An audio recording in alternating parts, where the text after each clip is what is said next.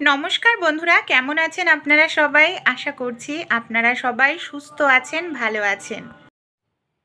কোনো রকম জলে সেদ্ধ না করেই কিংবা কোনো রকম রোদে শুকানো ছাড়াই আমরা এখন সারা বছর মটরশুঁটি রেখে খেতে পারবো।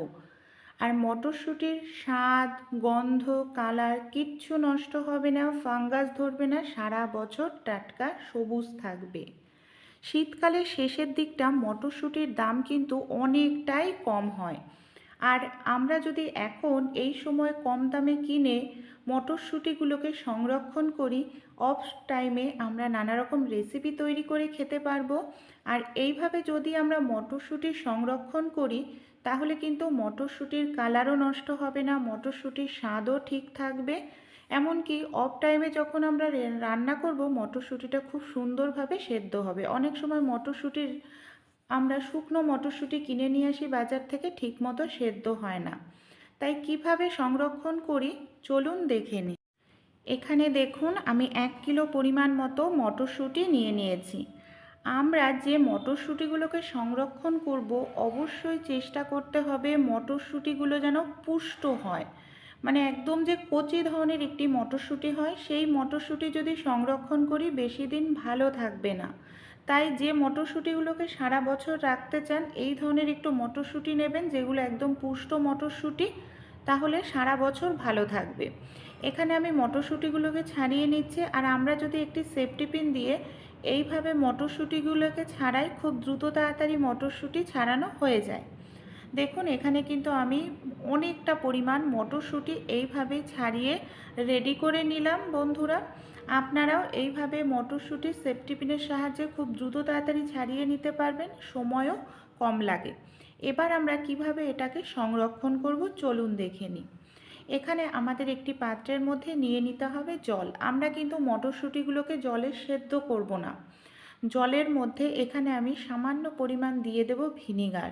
ভিনিগার কিন্তু জিনিসকে ভালো রাখতে সাহায্য করে, আমরা কম বেশি প্রত্যেকেই জানি। জলের মধ্যে ভিনিগার দিয়েও খুব ভালো করে মিশিয়ে নিতে হবে। সামান্য একটু খাওয়ার সোডাও আমি দিয়ে দিয়েছি। খাবার সোডা আর ভিনিগার মেশানো জলের মধ্যে মটরশুঁটিগুলোকে এবার আমি এইভাবে ঢেলে দিচ্ছি। এই ভিনিগার আর খাওয়ার সোডা মেশানো জলের মধ্যে মটরশুঁটিগুলোকে আমাদের 5 থেকে 6 মিনিটের জন্য কিন্তু রেখে দিতে লাগবে। এইভাবেই আমরা এই মটরশুঁটিগুলোকে রেখে দেব। তারপর এখানে আমি একটি পাত্রে জল বসিয়ে দিয়েছি। আমি ঝাঁঝরিযুক্ত একটি থালার ওপর মটরশুঁটিগুলোকে রেখে আমরা 2 থেকে 3 মিনিটের জন্য একটু ভাপ দিয়ে নেব।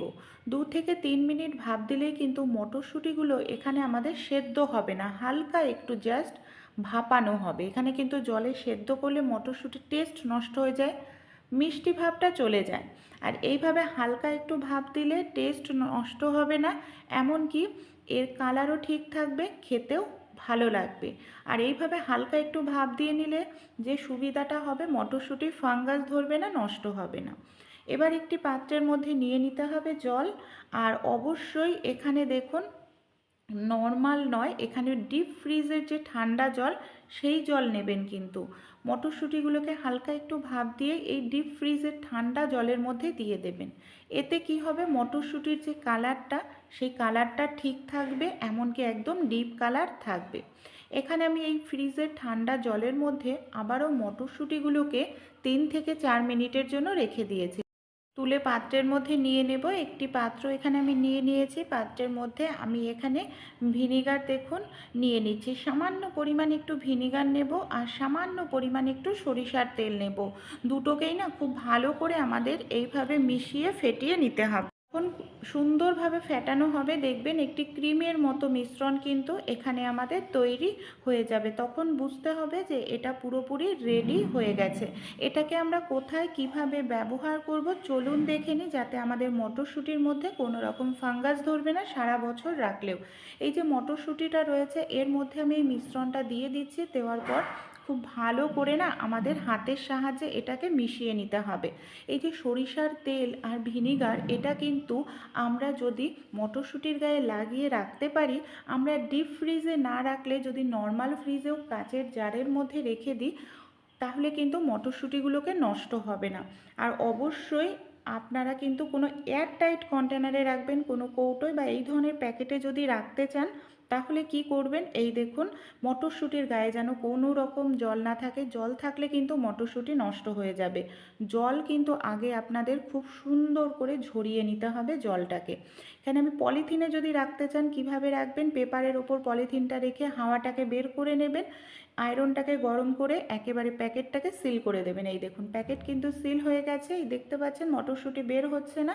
এবার এটাকে আপনারা ডিপ ফ্রিজের মধ্যে রেখে দিন। যেহেতু এটা পলিথিনে রেখেছি, ডিপ ফ্রিজে রাখলে নষ্ট হবে না। কাচের জারে রাখলে নর্মাল ফ্রিজেও আপনারা রাখতে পারেন। তাছাড়াও আরও একটি কাজ করতে পারেন, আমি আবারও বলছি মটরশুঁটির গায়ে যেন কোনো জল না থাকে। আপনারা এইভাবে কোনো কাপড়ের ওপর মটরশুঁটিগুলোকে এইভাবে মেলে দিন। মটরশুঁটিগুলোকে এইভাবে কিছু সময় রাখবেন যাতে মটরশুঁটির গায়ে যে জলটা আছে সেই জলটা যেন ঝরে যায়, এক ফোঁটাও যেন কোনোভাবেই মটরশুঁটির গায়ে জল না থাকে। এইভাবে কিছু সময় রাখলেই দেখবেন জলটা যখন ঝরে যাবে, এই ধরনের কাচের জার বা প্লাস্টিকের জার আপনারা নিয়ে নিন। আপনাদের হাতে যেটা থাকবে সেটাই আপনারা নিয়ে নেবেন। তারপর আপনারা যদি কাচের জার ব্যবহার করেন, ডিপ ফ্রিজে রাখতে হবে না, নর্মাল ফ্রিজে রাখবেন। আর যদি প্লাস্টিকের জার ব্যবহার করেন অবশ্যই ডিপ ফ্রিজের মধ্যে এটাকে ভরে আপনারা রেখে দিন। সারা বছর রেখে খেতে পারবেন, আমি গ্যারান্টি দিয়ে বলছি। আপনাদের একটিও মটরশুঁটি নষ্ট হবে না। আপনারা এই ধরনের পলিথিনের মধ্যে ভরেও ডিপ ফ্রিজের মধ্যে রেখে দিন। এইভাবে আপনারা সারা বছর মটরশুঁটি সংরক্ষণ করতে পারেন। খুব ভালো থাকবে, সবুজ থাকবে, স্বাদ গন্ধ ভালো থাকবে। ভালো লাগলে পদ্ধতিটি অবশ্যই কিন্তু আপনারাও অ্যাপ্লাই করে দেখতে পারেন।